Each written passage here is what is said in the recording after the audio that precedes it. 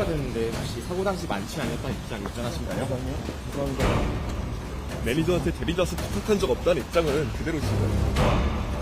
경찰 성립시합기고 따로 하실 죄송합니다. 끝나고 말씀드리겠습니다. 죄송합니다.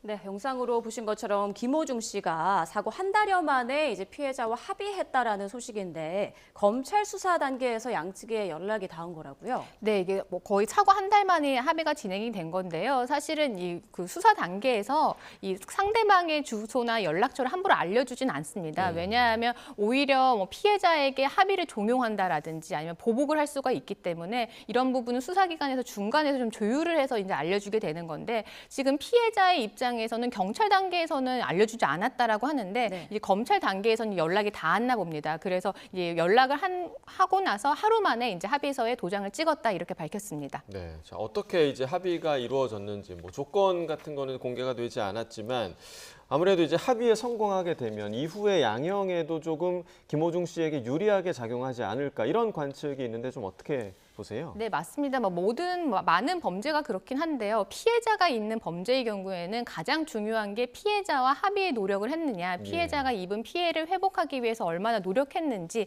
이 부분이 굉장히 양형 단계에서 굉장히 중요합니다. 근데 더더욱 교통사고 같은 경우는 명백한 피해자가 있기 때문에 그 피해자가 뭐 회복할 수 있도록 그리고 제대로 된 치료를 받을 수 있도록 얼마나 노력했는지 이런 부분을 보는데요. 그렇기 때문에 이런 합의가 진행이 되었다라고 했기 때문에 사실은 양형에는 가만히 될 수밖에 없습니다. 근데 다만 이런 합의가 있다라고 해서 처벌이 되지 않는다거나 막 무죄가 나온다거나 이렇지는 않기 때문에 이런 부분은 재판부가 알아서 좀 잘 감안을 할 것 같습니다. 네. 그 사고 택시 기사는 사고 이후에 뉴스를 보고서 이제 가해자가 가수 김호중 씨인 걸 알았다고 하더라고요. 앞서 말씀해주신 그런 뭐 경찰 단계에서의 그 연락처를 알려주면 안 된다 이런 원칙이 있는 건가요? 네, 근데 이제 다만 조금 이 부분 같은 경우는 좀 한 번 더 사실관계를 좀 봐야 될 것 같은 게 보통은 가해자 측에서 이제 수사기관에 피해자 연락처를 요구를 합니다. 왜냐하면 빨리 합의를 봐야지 네, 처벌을 그렇죠. 줄일 수가 있기 때문에 그렇지만 이제 함부로 알려주지 않고 이 수사기관이 피해자에게 연락을 해서 가해자가 합의를 하고 싶어 하는데 혹시 연락처를 알려줘도 되냐라고 물어봐서 이제 피해자가 이에 대해서 동의를 하면 알려주는데 이 상황은 사실 반대예요. 이 피해자가 보험 처리를 하기 위해서 이 가해자의 연락처를 알려달라고 했는데 이 경찰에서 이걸 알려주지 않았다라고 하는데 이 부분은 어찌된 사실관계인지 사실은 변호사 입장에서 좀 약간 납득하기 어려운 부분은 있거든요. 그래서 이건 조금 더 사실관계가 좀 밝혀져야 될 것 같습니다. 예. 자, 그러면 이제 이렇게 합의를 한 사실이 결국에는 음주운전 뺑소니 혐의와 관련해서 이 양형의 좀 기준에 영향을 미칠 수 있는 부분인 것 같고 그리고 음주운전 뺑소니 이외에도 뭐 증거인멸이나 허위자수 이런 지금 혐의도 받고 있잖아요. 이 부분과 관련해서는 징역형을 면할 수 있을 것인가 이 부분에 좀 관심이 쏠리고 있는 것 같은데요. 사실 지금 김호중 씨에게 적용되는 혐의는 사실은 교통사고뿐만이 아니라 그러니까 교통사고도 구체적으로 음주운전 그리고 위험운전치상 그리고 그다음에 도주치상인데 그것보다 사실 중요한 범죄가 뭐냐면 범인도피 교사입니다. 근데 범인도피 교사는 피해자가 있는 범죄가 아니기 때문에 합의를 했다고 하더라도 전혀 양형에 영향을 미치지 않거든요. 그리고 지금 죄가 4개가 지금 합산이 되기 때문에 이 합의를 했다고 해서 어느 정도는 감형은 되겠지만 이게 다 합쳐졌을 때는 이게 합산이 되거든요. 그랬을 때 과연 징역형을 면할 수 있을까? 이 부분에 대해서는 사실은 조금은 우려되는 부분은 있습니다. 네. 자, 이 일이 이렇게까지 커질 일인가 이런 목소리도 사실 있는데요.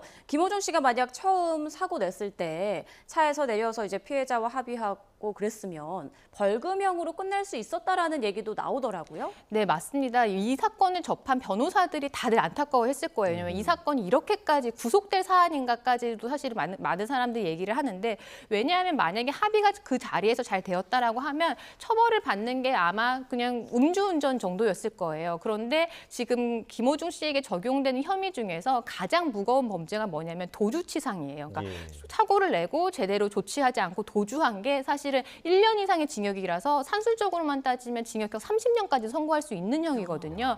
굉장히 무거운 형을 이 범죄를 저질렀기 네. 때문에 만약 그 자리에서 제대로 합의를 하고 처리를 했으면 진짜 말씀하신 것처럼 벌금형으로 나올 수 있는 사안이었습니다. 네, 그러니까 이제 순간의 판단이 이런 다른 결과를 낼 수도 있다라는 걸 알려주는 그런 교훈적인 사건이기도 한데 검찰이 김호중 씨 구속 기간을 19일까지 연장을 했는데 오늘이 17일이니까 이제 이틀 남았습니다. 이후에는 어떻게 되는 건가요? 이 검찰의 이제 결단이 좀 남은 것 같아요. 지금 구속 기간이 이틀 남았기 때문에 이 이틀 안에 과연 구속 기소를 할 것인지 아니면은 그냥 석방을 한 다음에 불구속으로 기소를 해서 불구속 재판을 받게 할 것인지 이 부분이 좀 밝혀져야 될 것 같은데 뭐 물론 기소한 후에 피고인에 대해서도 구속하는 방법이 있는데 제가 봤을 때는 이미 한 차례 연장을 했다라는 거는 검찰 입장에서는 증거 조사라든지 아니면 참고인 조사라든지 이런 부분에 충분히 볼 시간이 있었기 때문에 그러니까 불구속 기소가 되어서 불구속 재판을 받지 않을까 그렇게 예상이 됩니다. 네, 김호중 씨가 뭐 KBS뿐 아니라 지상파 3사에서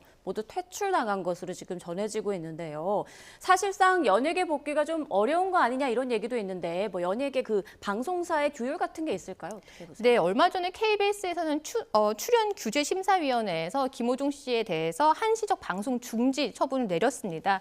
그런데 이제 방송사의 처분뿐만이 아니라 사실은 음주운전에 대한 국민적 여론은 굉장히 안 좋잖아요. 그렇죠. 다른 범죄에 비해서도 굉장히 음주운전에 대해서는 무겁게 바라보는 시각이 있고 더구나 김호중 씨 같은 경우는 단순히 음주운전을 해서 사고를 낸 것뿐만 아니라 공개적으로 거짓말을 했어요. 자신은 음주운전을 한 사실이 없고 자신은 그렇지 않았다라고 했는데 계속 거짓말이 번복이 됐죠. 이런 부분에 있어서는 사실 국민적 여론이라든지 그리고 이 국민적 정서상 괘씸죄가 사실 추가되는 부분이 있어서 사실상 이 복귀까지는 시일이 좀 오래 걸리지 않을까 그렇게 예상이 됩니다. 네, 자 이번 사건의 이제 중심에 있었던 게 김호중 씨의 소속사이기도 했는데 이 여파가 좀 상당한 것 같습니다. 왜냐하면 이제 소속사에 여러 다른 연예인들도 소속이 돼 있었기 때문에 그런 연예인들의 앞으로의 행보에 대한 소식도 들리고 있고 또 사실상 이 소속사가 폐업 수순을 밟고 있는 상황에서 이 가운데 또 소속사를 둘러싸고 주식 분쟁이 발생하고 있다고요? 네, 그 예. 생각 엔터테인먼트 전 주주였던 이 정현호와 김한배 씨는 이 이광득 대표에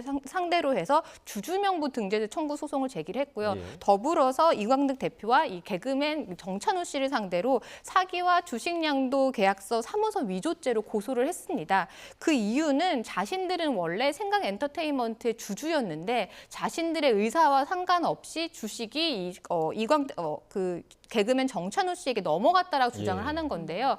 뭐 보시는 분들 입장에서는 지금 이 엔터테인먼트 회사가 지금 폐업 수순인데 왜 여기서 이제 와서 주주의 분쟁을 겪느냐 이 부분에 대해서도 의아하실 분들이 있는데 왜냐하면 폐업 수순을 밟는다고 하더라도 이 폐업을 하면 이제 회사에 자산이 있을 거잖아요. 그 자산을 어떻게 가져가냐면 주주들이 가져갑니다. 주주들에게 배분을 하는데 지금 이 생각 엔터테인먼트 회사 같은 경우는 이 구속되기 직전까지 사실상 공연을 했었고 아직까지 위약금도 하나도 지불하지 않은 것으로 보이거든요. 그러면 지금 회사가 갖고 있는 자산이 꽤 되기 때문에 이 주주들 간에 이거를 배분을 받을 때 꽤 상당한 금액이 배분을 받을 수 있을 것 같아서 지금 이런 부분이 이제 와서 이제 주주의 분쟁들이 일어나는 것 같습니다. 네, 결국 이제 돈 문제군요. 이 개그맨 선후배 사이의 공방이라는 점에서 또 많은 분들이 더 관심을 갖고 좀 보고 있는데 소속사 측에서는 근거 없는 허위 사실이다 뭐 이렇게 주장하고 있다고요? 네, 소속사에서는 명백한 허위 사실이다. 왜냐하면 본인들이 주주라고 했으면 그동안에 주주총회를 하거나 했을 때 본인들도 참여를 하겠다라고 해서 뭐 이의를 제기한다라든지 문제 제기를 했어야 되는데 지금까지 주주총회를 하는데도 이들이 전혀 문제 제기를 한 적이 없다. 그래서 명백한 허위 사실이고 이에 대해서 명예훼손 등으로 법적 조치할 예정이다. 이렇게 반박을 했습니다. 네.